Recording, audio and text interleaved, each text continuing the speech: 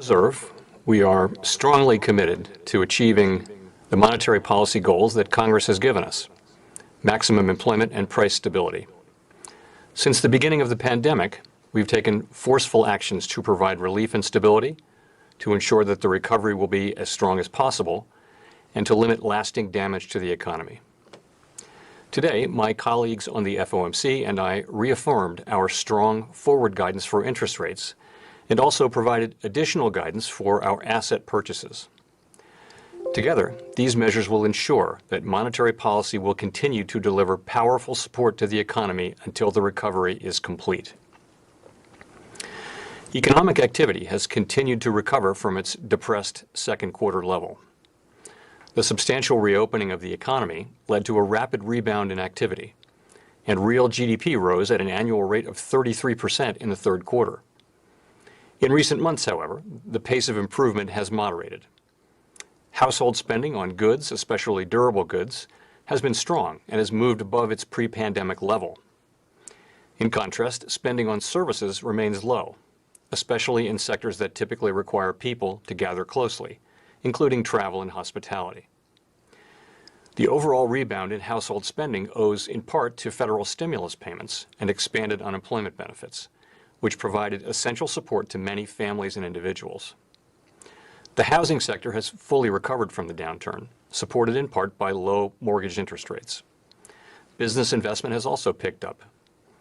The recovery has progressed more quickly than generally expected, and forecasts from FOMC participants for economic growth this year have been revised up since our September summary of economic projections. Even so, overall economic activity remains well below its level before the pandemic, and the path ahead remains highly uncertain.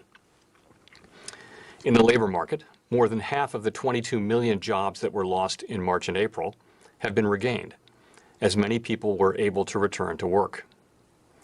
As with overall economic activity, the pace of improvement in the labor market has moderated. Job growth slowed to 245,000 in November, and while the unemployment rate has continued to decline, it remains elevated at 6.7%. Participation in the labor market remains notably below pre-pandemic levels. Although there has been much progress in the labor market since the spring, we will not lose sight of the millions of Americans who remain out of work.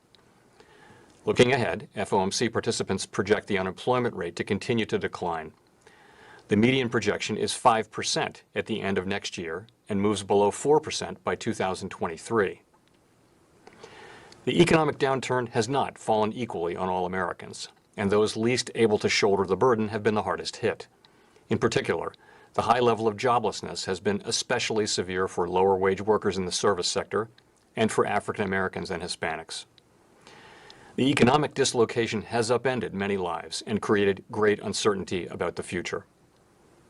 The pandemic has also left a significant imprint on inflation. Following large declines in the spring, consumer prices picked up over the summer, but have leveled out more recently.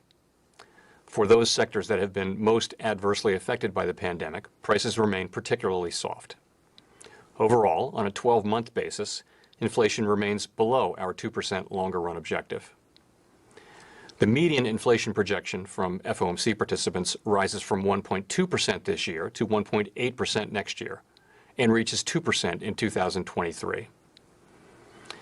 As we have emphasized throughout the pandemic, the outlook for the economy is extraordinarily uncertain and will depend in large part on the course of the virus. Recent news on vaccines has been very positive. However, significant challenges and uncertainties remain with regard to the timing, production, and distribution of vaccines, as well as their efficacy across different groups. It remains difficult to assess the timing and scope of the economic implications of these developments. The ongoing surge in new COVID-19 cases, both here in the United States and abroad, is particularly concerning, and the next few months are likely to be very challenging. All of us have a role to play in our nation's response to the pandemic. Following the advice of public health professionals to keep appropriate social distances and to wear masks in public will help get the economy back to full strength. A full economic recovery is unlikely until people are confident that it is safe to re-engage in a broad range of activities. As we previously announced, we are now releasing the entire package of our SEP materials at the same time as our FOMC statement. Included in these materials are two new exhibits that show how the balance of participants' assessments of uncertainty and risks have evolved over time. Since the onset of the pandemic, nearly all participants continue to judge the level of uncertainty about the economic outlook as elevated. In terms of risks to the outlook, fewer participants see the balance of risks as weighted to the downside than in September. While a little more than half of participants now judge risks to be broadly balanced for economic activity, a similar number continue to see risks weighted to the downside for inflation. The Fed's response to this crisis has been guided by our mandate to promote maximum employment and stable prices for the American people, along with our responsibilities to promote the stability of the financial system. As noted in our statement on longer-run goals and monetary policy strategy, we view maximum employment as a broad-based and inclusive goal. Our ability to achieve maximum employment in the years ahead depends importantly on having longer-term inflation expectations well anchored at 2%. As we reiterated in today's statement, with inflation running persistently below 2%, we will aim to achieve inflation moderately above 2% for some time, so that inflation averages 2% over time and longer-term inflation expectations remain well anchored at 2%. We expect to maintain an accommodative stance of monetary policy until these employment and inflation outcomes are achieved. With regard to interest rates, we continue to expect it will be appropriate to maintain the current 0 to 1/4% target range for the federal funds rate until labor market conditions have reached levels consistent with the committee's assessment of maximum employment, and inflation has risen to 2% and is on track to moderately exceed 2% for some time. In addition, as we noted in today's policy statement, we will continue to increase our holdings of Treasury securities by at least $80 billion per month and of agency mortgage-backed securities by at least $40 billion per month until substantial further progress has been made toward our maximum employment and price stability goals. We believe the increase in our balance sheet this year has materially eased financial conditions and is providing substantial support to the economy. Combined with our forward guidance for the federal funds rate, our enhanced balance sheet guidance will ensure that the stance of monetary policy remains highly accommodative as the recovery progresses. Our guidance is outcome-based and is tied to progress toward reaching our employment and inflation goals. Thus, if progress toward our goals were to slow, the guidance would convey our intention to increase policy accommodation through a lower expected path of the federal funds rate and a higher expected path of the balance sheet. Overall, our interest rate and balance sheet tools are providing powerful support to the economy and will continue to do so. The Federal Reserve has also been taking broad and forceful actions to more directly support the flow of credit in the economy for households, for businesses large and small, and for state and local governments. Preserving the flow of credit is essential for mitigating damage to the economy and promoting a robust recovery. Many of our programs rely on emergency lending powers that require the support of the Treasury Department and are available only in very unusual circumstances, such as those we find ourselves in today. These programs serve as a backstop to key credit markets and have helped to restore the flow of credit from private lenders through normal channels. We have deployed these lending powers to an unprecedented extent, enabled in large part by financial backing and support from Congress and the Treasury. Although funds from the CARES Act will not be available to support new loans or new purchases of assets after December 31, the Treasury could authorize support for emerging lending facilities if needed through the Exchange Stabilization Fund. When the time comes, after the crisis has passed, we will put these emergency tools back in the box. As I have emphasized before, these are lending powers, not spending powers. The Fed cannot grant money to particular beneficiaries. We can only create programs or facilities with broad-based eligibility to make loans to solvent entities with the expectation that the loans will be repaid. Many borrowers are benefiting from these programs, as is the overall economy. But for many others, getting a loan that may be difficult to repay may not be the answer. In these cases, direct fiscal support may be needed. Elected officials have the power to tax and spend and to make decisions about where we, as a society, should direct our collective resources. The fiscal policy actions that have been taken thus far have made a critical difference to families, businesses, and communities across the country. Even so, the current economic downturn is the most severe of our lifetimes. It will take a while to get back to the levels of economic activity and employment that prevailed at the beginning of this year. and it may take continued support from both monetary and fiscal policy to achieve that. To conclude, we understand that our actions affect communities, families, and businesses across the country. Everything we do is in service to our public mission. We are committed to using our full range of tools to support the economy and to help assure that the recovery from this difficult period will be as robust as possible. Thank you. I'll look forward to your questions. Thank you. Rich Miller. Thank you very much, Mr. Chairman. Thank you, Michelle. I wonder if I could start with the SEP. We have unemployment now is at 6.7. The SEP median sees it falling to 5. Headline inflation is 1.2. The SEP median sees it rising to 1.8, and core inflation is 1.4, and the SEP sees it rising to 1.8 likewise. Would that constitute substantial further progress toward the committee's maximum employment and price stability goals? Yes, well, so we're not going to be identifying specific, associating that test with specific numbers at this point. So really the question is, what do we mean by that language? And really the overarching message, Rich, is that our guidance for both interest rates and asset purchases will keep monetary policy accommodative until our maximum employment and price stability goals are achieved, and that's a powerful message. So substantial further progress means what it says. It means we'll be looking for employment to be substantially closer to assessments of its maximum level, and inflation to be substantially closer to our 2% longer run goal before we start making adjustments to our purchases. I would also point out that by increasing our asset holdings, we see ourselves as adding policy accommodation.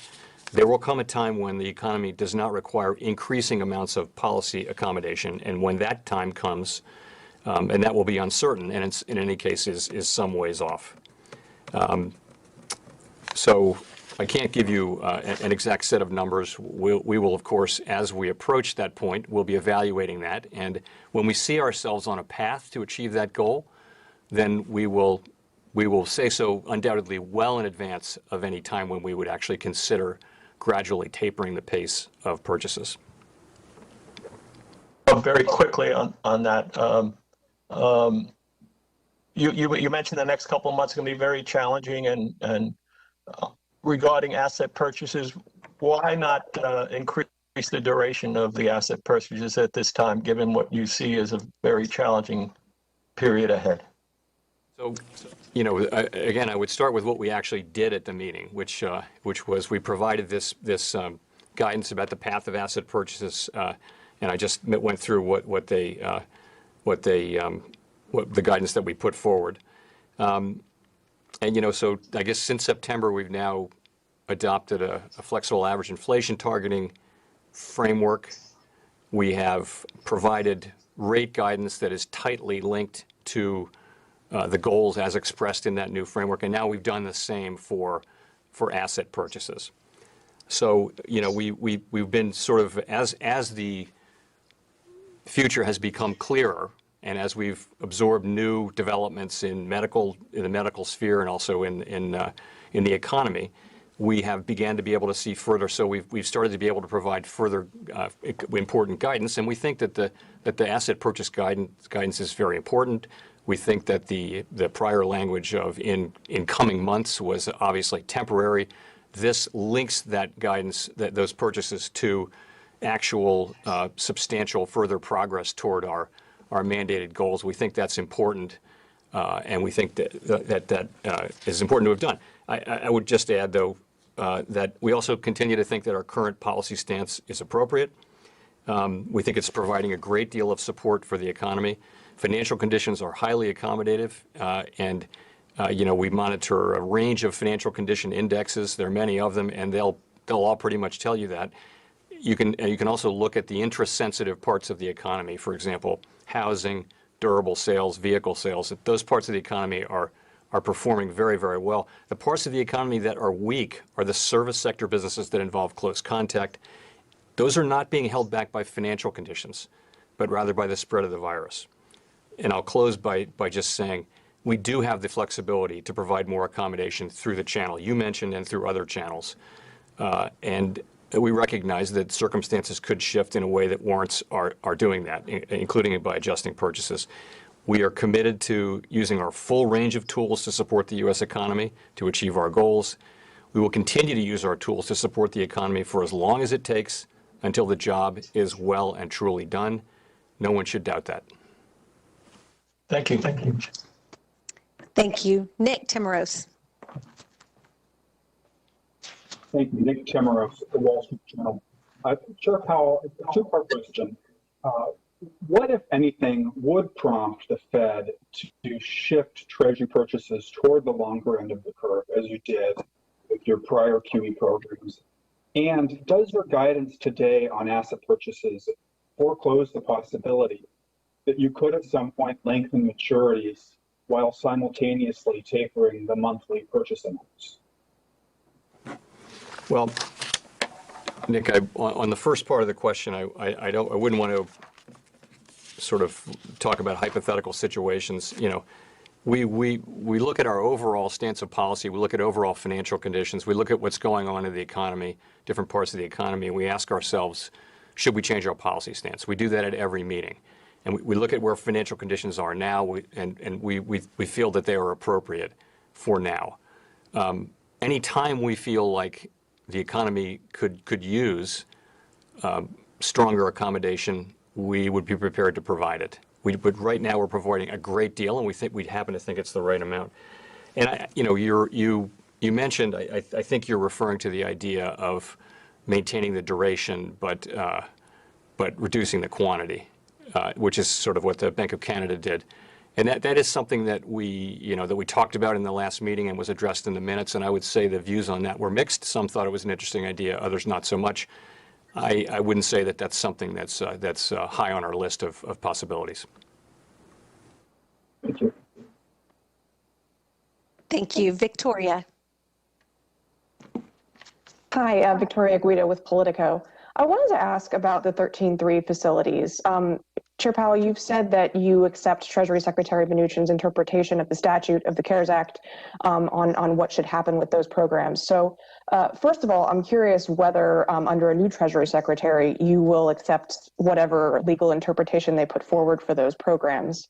And then also, given that there isn't a statutory requirement for you to have financial backing from Treasury for 13.3 facilities, do you have any plans for any future facilities that don't require Treasury backing? So on your first question, we really have not thought about that. We're very focused on. We have a lot to do now, and we have not focused on that question. And I really have nothing to add on that. Your second question is, sorry. If there were no. We would have the ability. Certainly, we would have the ability to do facilities under 13.3, in some cases with no backing.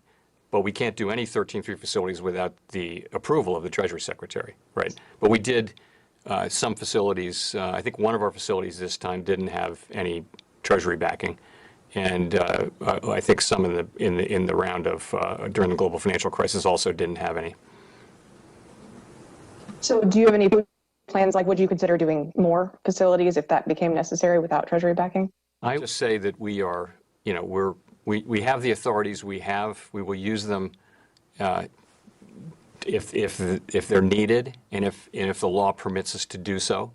We would always do that. We do not have any plans for the future about this. We're very focused on getting through year end. We've been very focused on the issues that are right in front of us, and honestly, we're not planning on anything or having any discussions about what we might do down the road. Thank you. Thank you. Steve Leisman. Thank you, Mr. Chairman, and Happy New Year. I know how much you enjoy talking about fiscal stimulus, so let me ask you directly about fiscal stimulus. There's talk right now of a $900 billion fiscal stimulus program in Congress. Is that sufficient? Is that what you're looking for?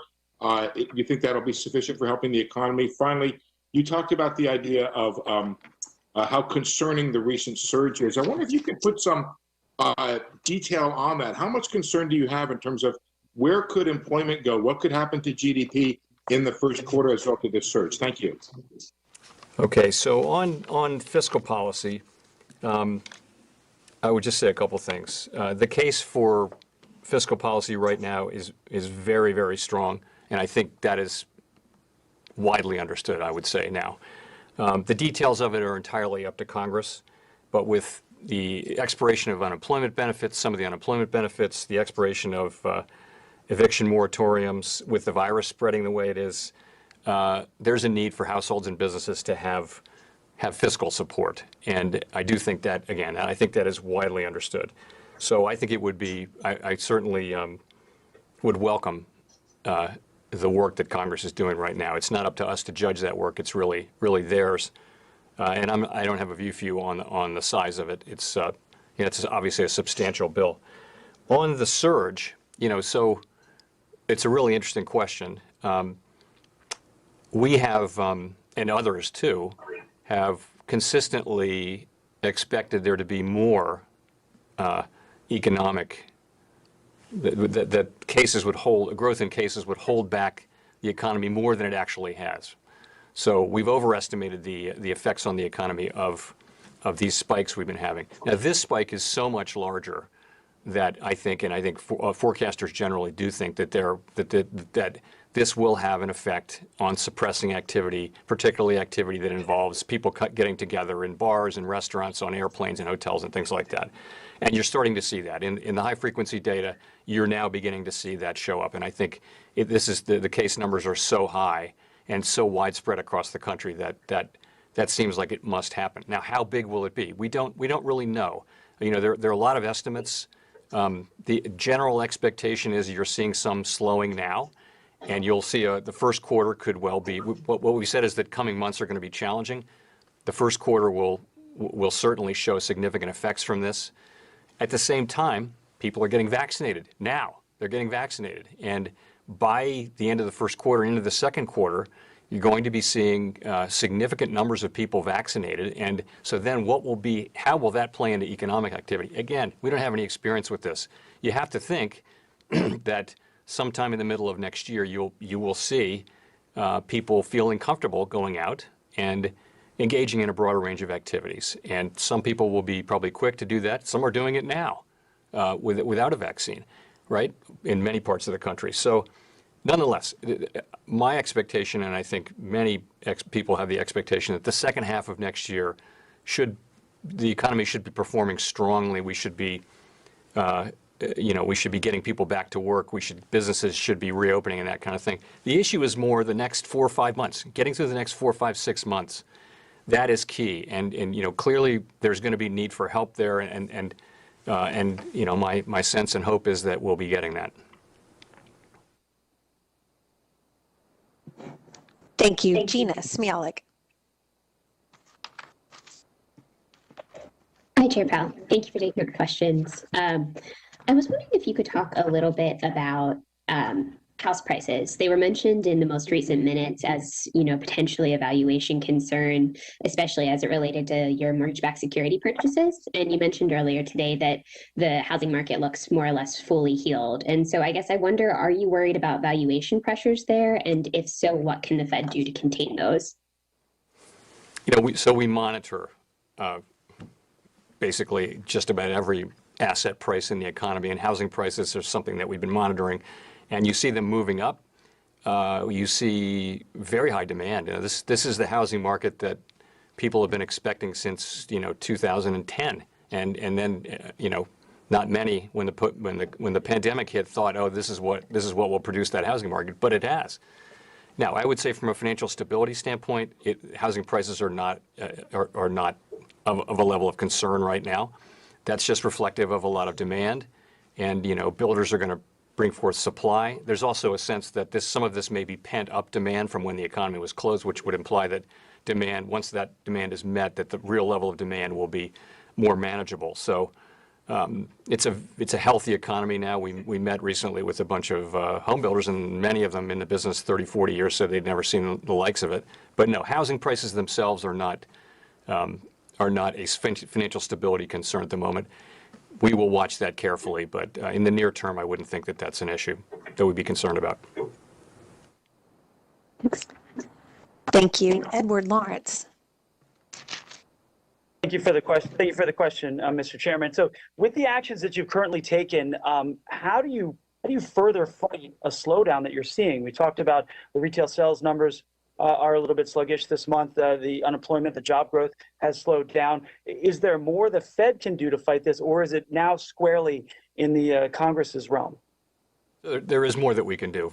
Certainly, we can expand our asset purchase programs. We can focus them more on the longer end. There are a number of options we would have to provide more support to the economy. I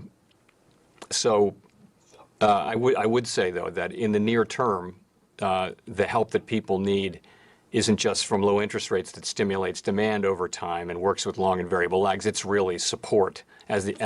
We've talked about this as all of these government policies trying to work together to create a bridge across this chasm, economic chasm that was created by the pandemic. And for many Americans, that bridge is there, and they're across it. But there's a group for which they don't have a bridge yet, and that's who we're talking about here. It's the 10 million people who lost their jobs. It's people who may lose their homes.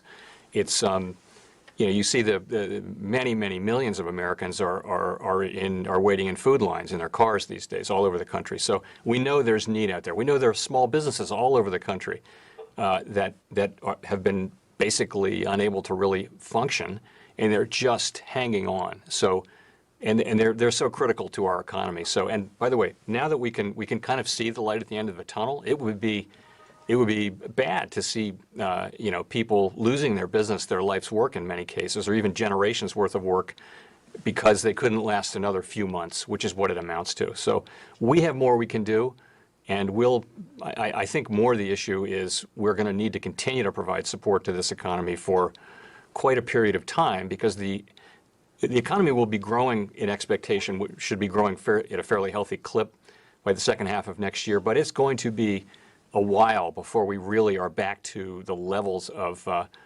labor market, the sort of conditions in the labor market that we had in early this year and for much of the last couple of years. So that's how I think about it. Thank you. Thank you. Thank you. Howard Schneider.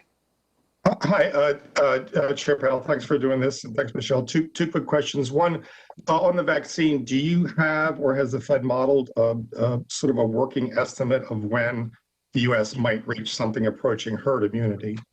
And secondly, if you could please connect with me the lack of movement on the decision to maintain the current pace and quantities of bond purchases with the fact that the SEPs are showing 3 years with inflation not reaching 2%.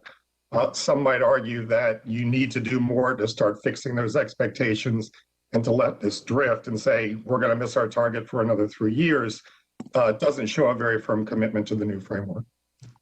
So in terms of the vaccine, yeah, we do estimates, but of when the United States would reach herd immunity, and they're going to be similar to what other people think. It depends on your assumptions, such as how many people will actually take the vaccine, and how fast will the rollout be. So it's assumption based on assumption based on assumption. But sometime it's possible sometime in the middle or second half of next year. I'm not going to try to be precise because it's just another estimate. Our people are very good, but they're looking at the same data as other people are, so all the estimates are.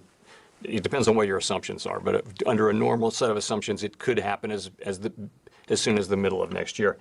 In terms of the inflation, a couple things.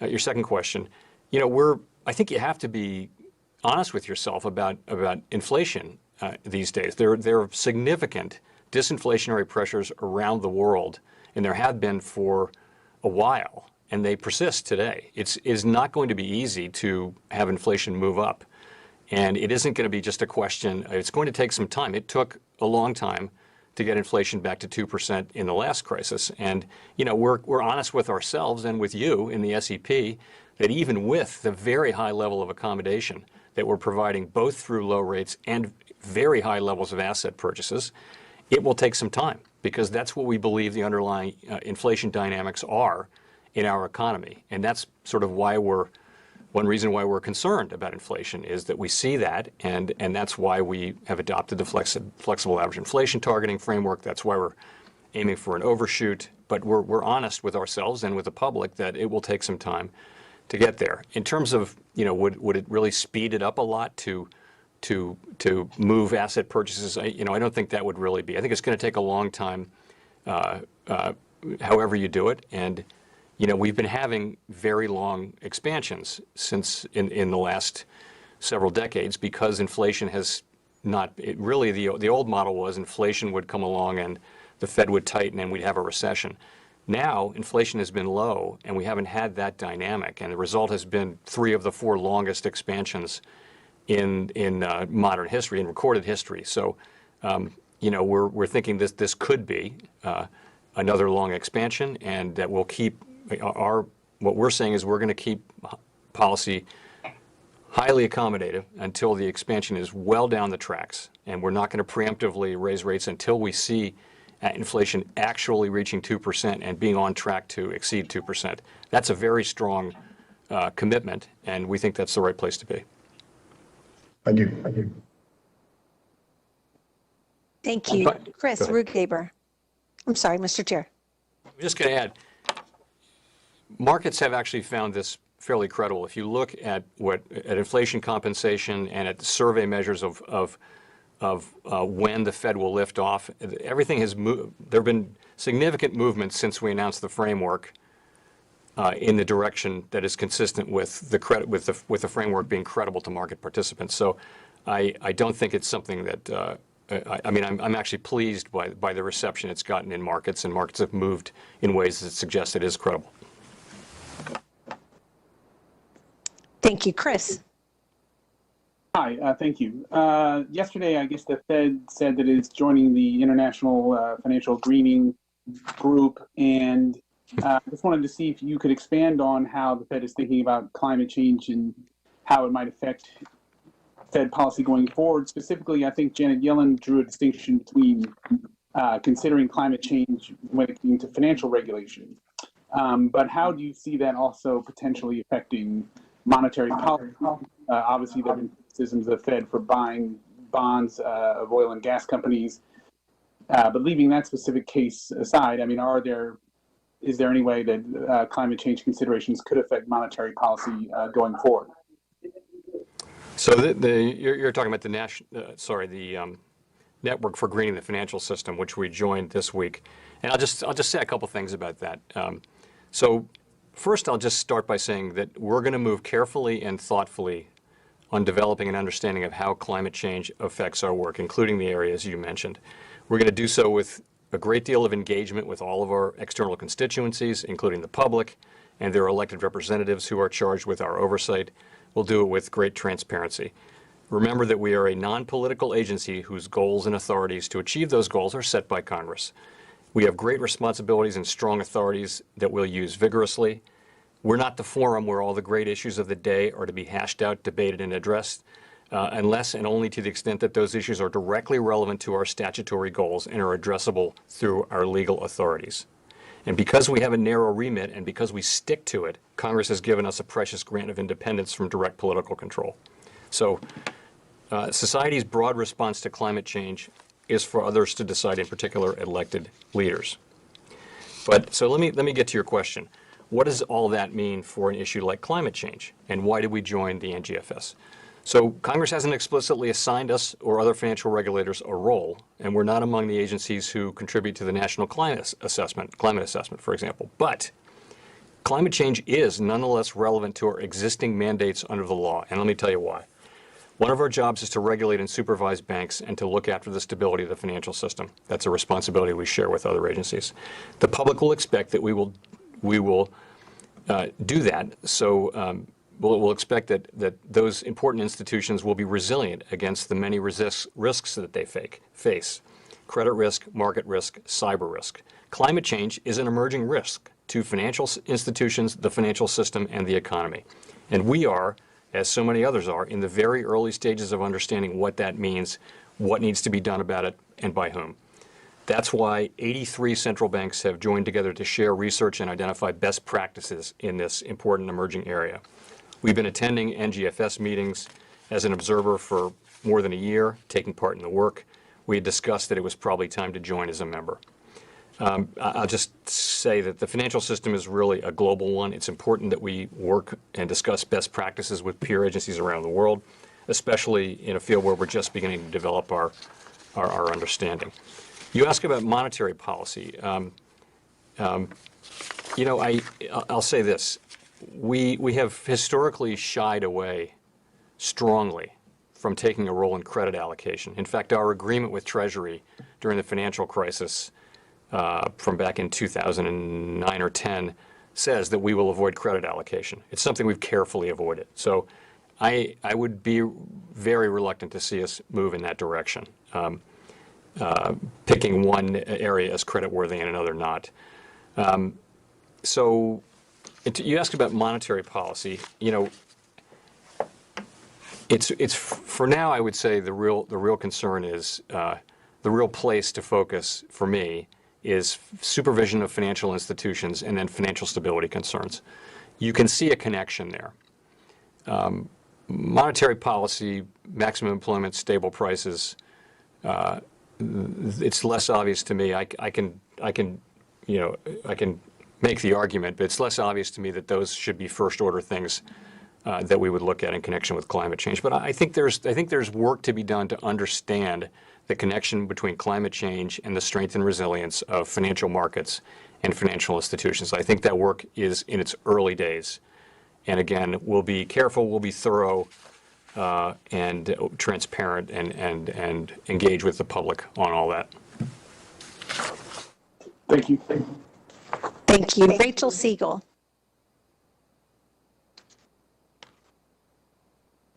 Hi, Chair Powell. Thanks very much for taking my question, and thank you, Michelle.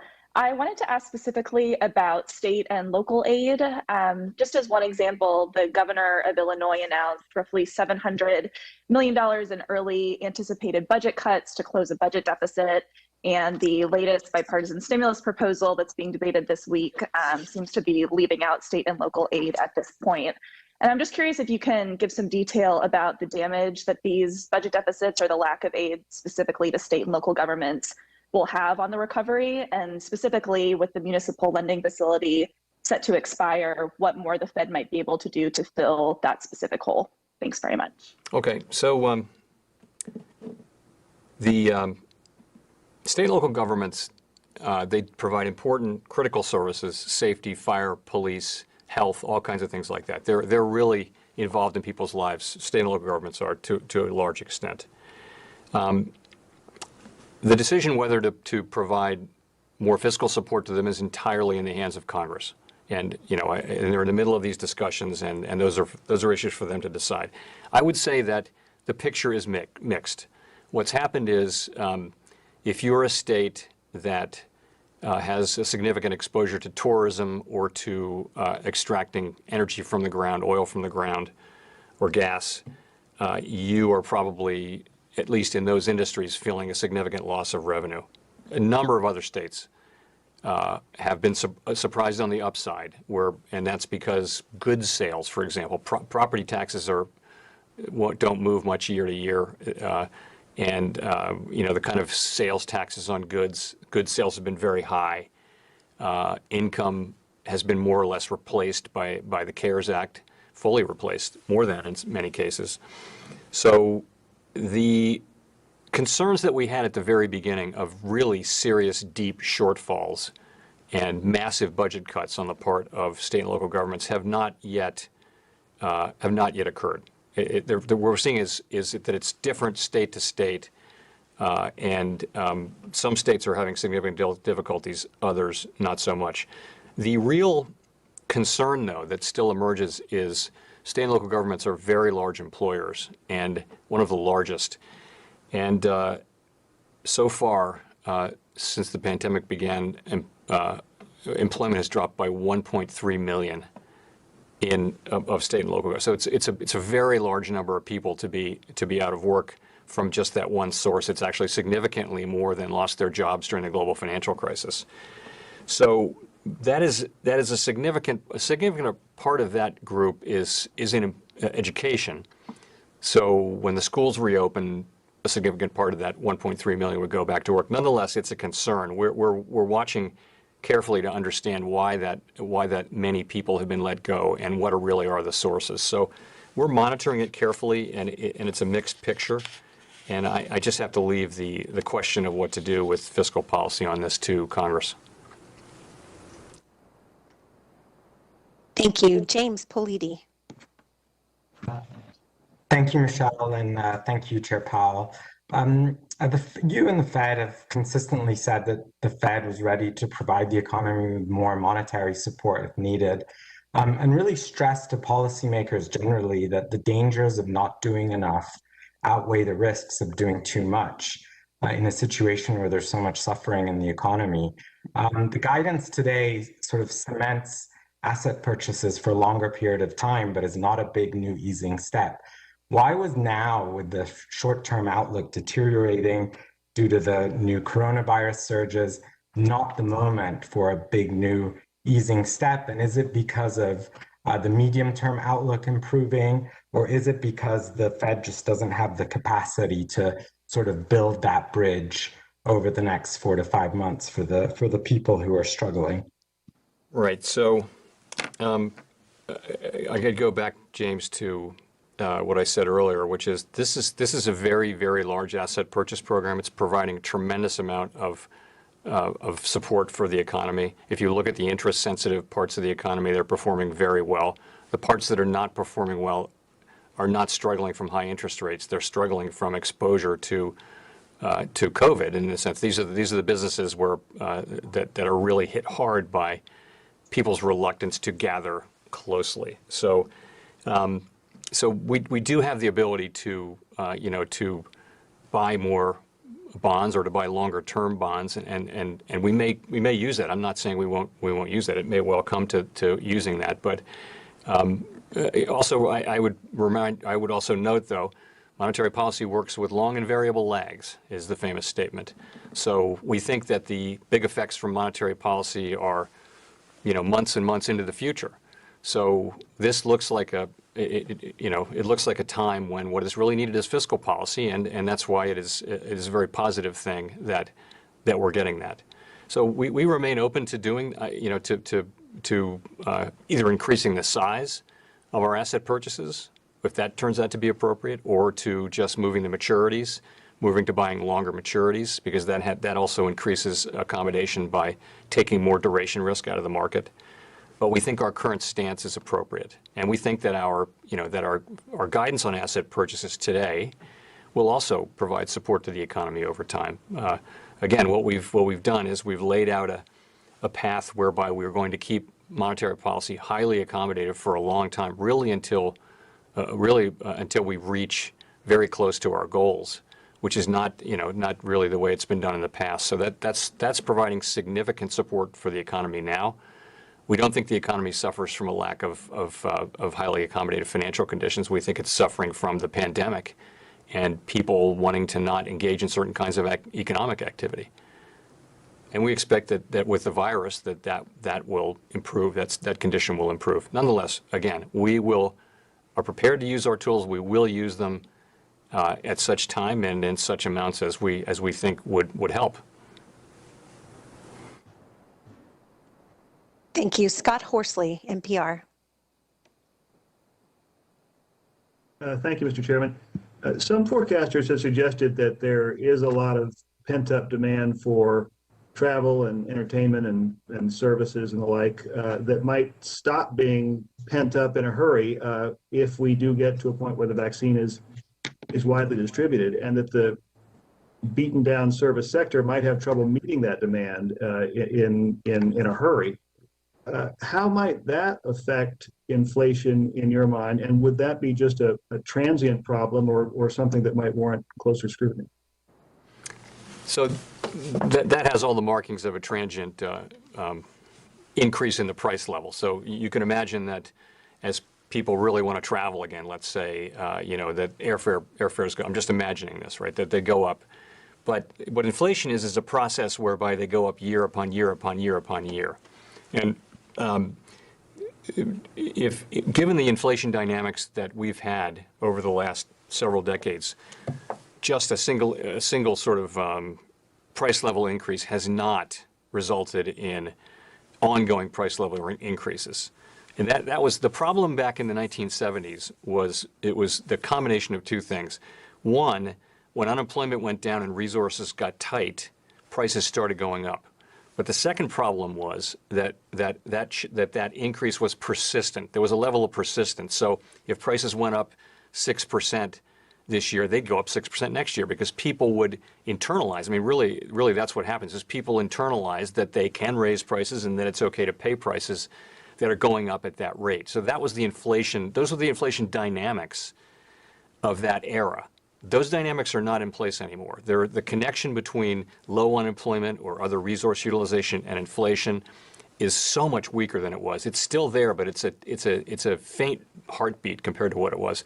And the persistence of inflation, if you get for example, oil prices go up, and that'll send a temporary shock through the economy. The persistence of that into inflation over time is just not there. So what you described may happen, and of course we would watch it very carefully. We understand that we will always be learning new things from the economy about how it will behave in certain cases. But I would expect, though, going in that would be a one-time price increase rather than an increase in underlying inflation that would be persistent. So not the kind of thing that the Fed would be trigger happy to no respond to. No, definitely not. Thank you. Michael Derby.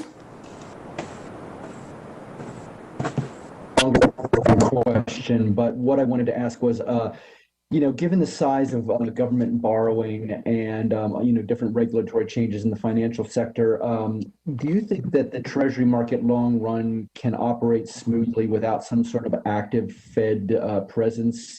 Buying Treasury debt. I'm referring back to a point that was made Randall Quarles. He had some questions about that, so I wanted to know where you stood on that issue.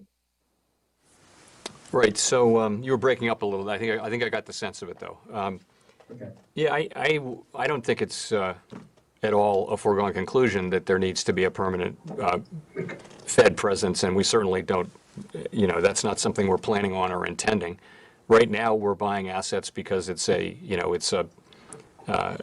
time when the economy needs highly accommodative monetary policy, and we think our asset purchases are one of the main delivery mechanisms for that, the size of the balance sheet. There's lots of demand for U.S. Treasury paper from all over the world. And I think we need to be thoughtful about the structure of the Treasury market and look at ways to make sure that the capacity is there for it to be handled by the private sector. And there's quite a lot of work going on that front. But I don't presume at all that this is something that needs to be, where the Fed needs to be in there at all. I would think that this should be handled by the private sector and can be. Institutions need to be able to hold this paper, and there may be a central clearing angle that would net a lot of risk. That's yet to be proven. There are a lot of things that are being looked at right now. Thank you. Hannah Lang. Hi. Thanks so much for taking our questions. As you know, the pandemic has really disproportionately impacted small and medium-sized businesses, and the Fed launched a few efforts this year through its 13.3 programs to reach out to those companies. But considering that some of those programs are ending, is there anything else that the Fed's actions can do to provide support to those companies, or is that solely Congress's domain? I think the main thing that those companies need is a robust recovery, a strong, robust recovery. And so we contribute to that through highly accommodative monetary policy, through accommodative financial conditions that are supporting economic activity. Health authorities are contributing to that through management of the spread of the virus, and now through vaccines and the delivery of those vaccines. And Congress contributes to that by helping them make it through this very difficult time. And I think my understanding is that there's support for small businesses in what's being discussed on Capitol Hill. I would certainly think that would be something well worth looking at. Thank you. Paul LaMonica. Hi, Chair Powell. Hi, Chair Powell. I was wondering if you've had any conversations yet with any members of the incoming Biden administration, particularly Janet Yellen, who obviously you can share some similar experience in running the Fed. So just curious to get your thoughts on how the relationship with Treasury and the new administration might differ than the past couple of years.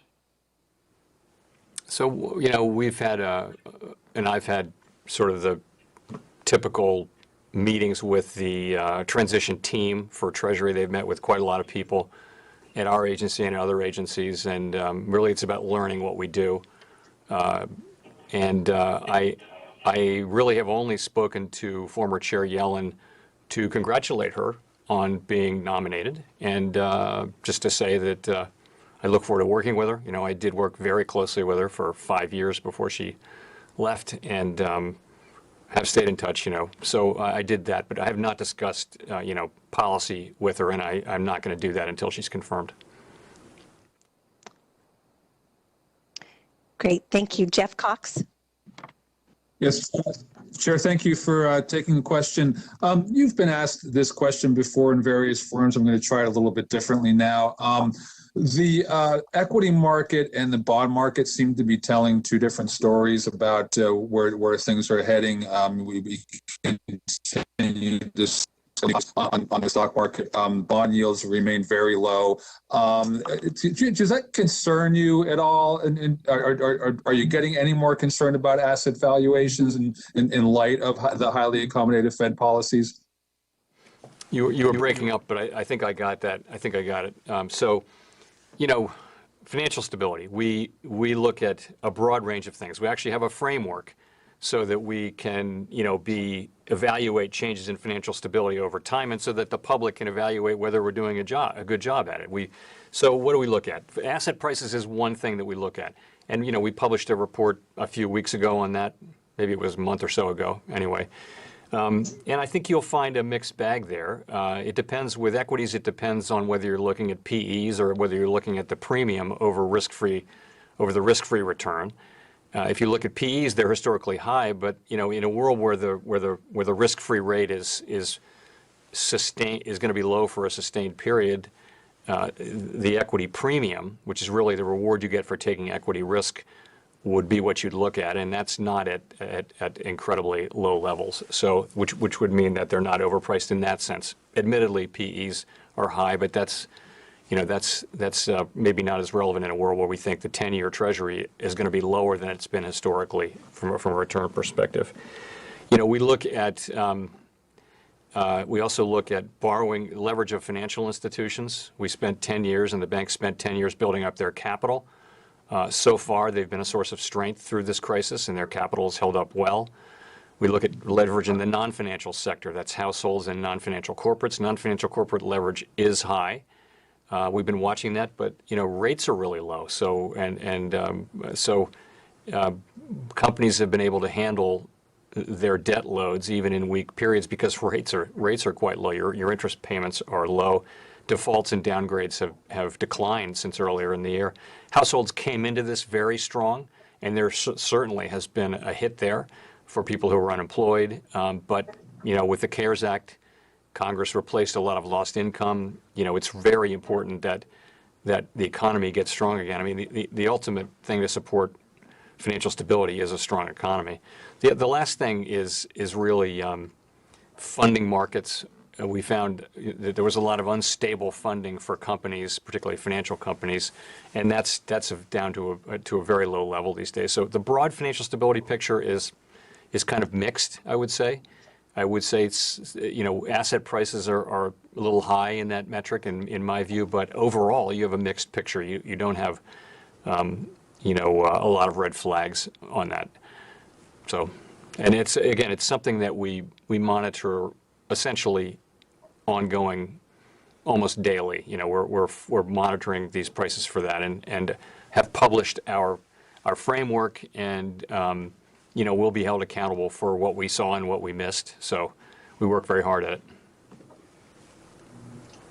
Thank you. And for the last question, we'll go to Michael McKee. Mr. Chairman, I have a couple of questions about the fiscal support for the economy. This year's budget deficit is $3.1 trillion, and Republicans have argued they don't want to spend more because we can't afford it. So I'm wondering if you can make the case for how much we can afford. At what point do deficits and the debt start to have an impact on the economy or on interest rates, and how would we know when we get there?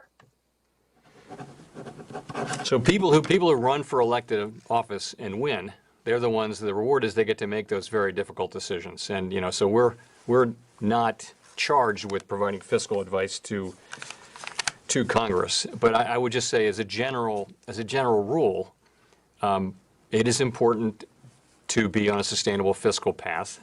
For my way of thinking and many others, the time to focus on that is when the economy is strong.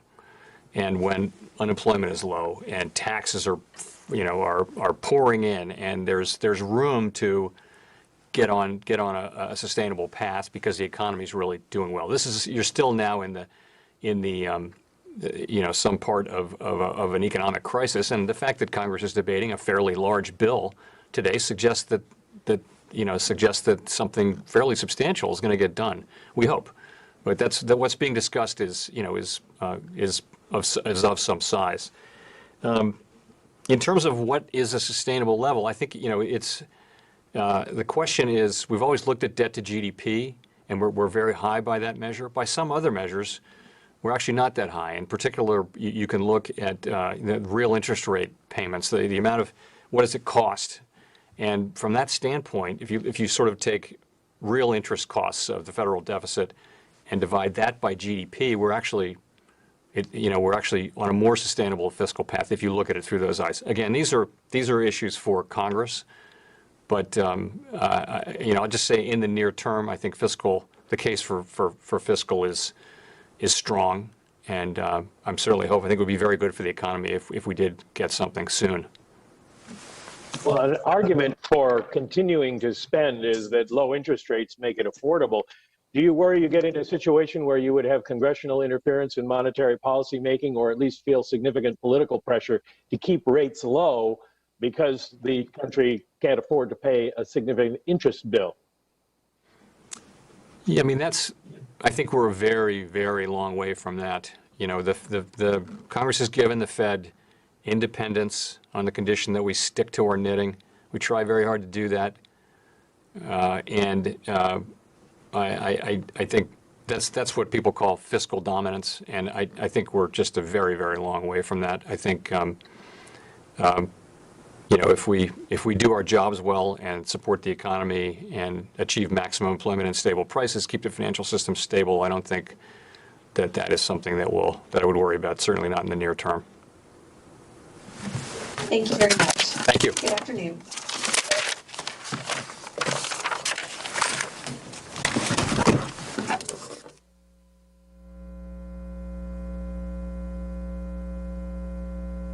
Thank you.